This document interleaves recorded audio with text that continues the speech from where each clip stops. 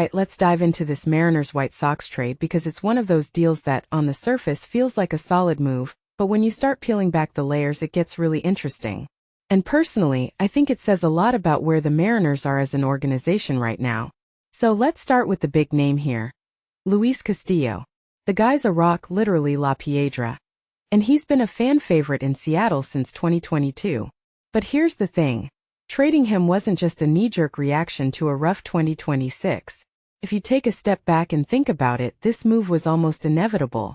The Mariners have a stacked rotation, 6 starters, plus Cade Anderson and Ryan Sloan knocking on the door. So, Castillo was the odd man out, but what makes this really interesting is the return they got.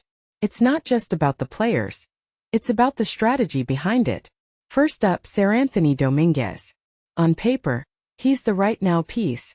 A reliever who's been solid but not spectacular. But here's where it gets fascinating. His sinker is, frankly, a disaster. I mean, look at the numbers, a .406 xBA and a .826 xSLG.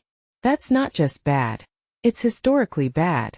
And yet, he keeps throwing it.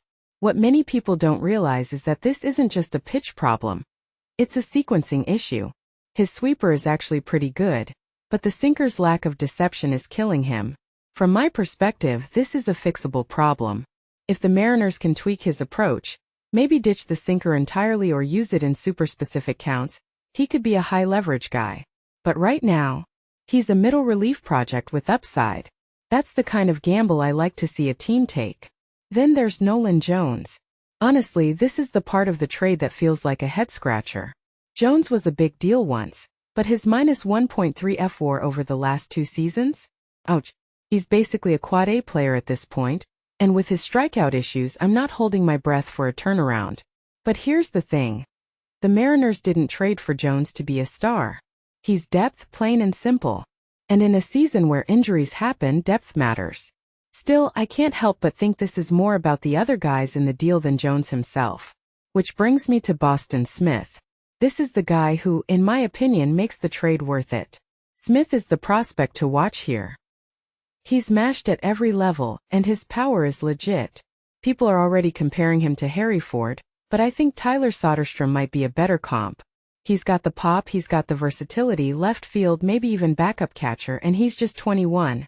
What this really suggests is that the Mariners are playing the long game here. Smith isn't going to help them win this season, but he could be a cornerstone piece in a few years. And if you're a Mariners fan, that's got to be exciting. But here's the part that's flying under the radar. The money. The White Sox are eating Castillo's salary, which is huge. We're talking $18 million in savings. In my opinion, this is the real win for Seattle. It's not just about freeing up cash. It's about flexibility. The Mariners can now go after a big bat in the offseason or reinvest in other areas. If you take a step back and think about it, this trade isn't just about this season.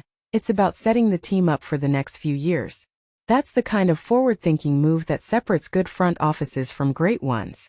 So what's the takeaway here? Personally, I think this trade is a masterclass in balancing short-term needs with long-term goals. Dominguez is a project with upside, Jones is depth, and Smith is the future. But the real story is the financial flexibility. Even if Dominguez and Jones underperform, the Mariners still come out ahead. And that, to me, is what makes this deal so smart.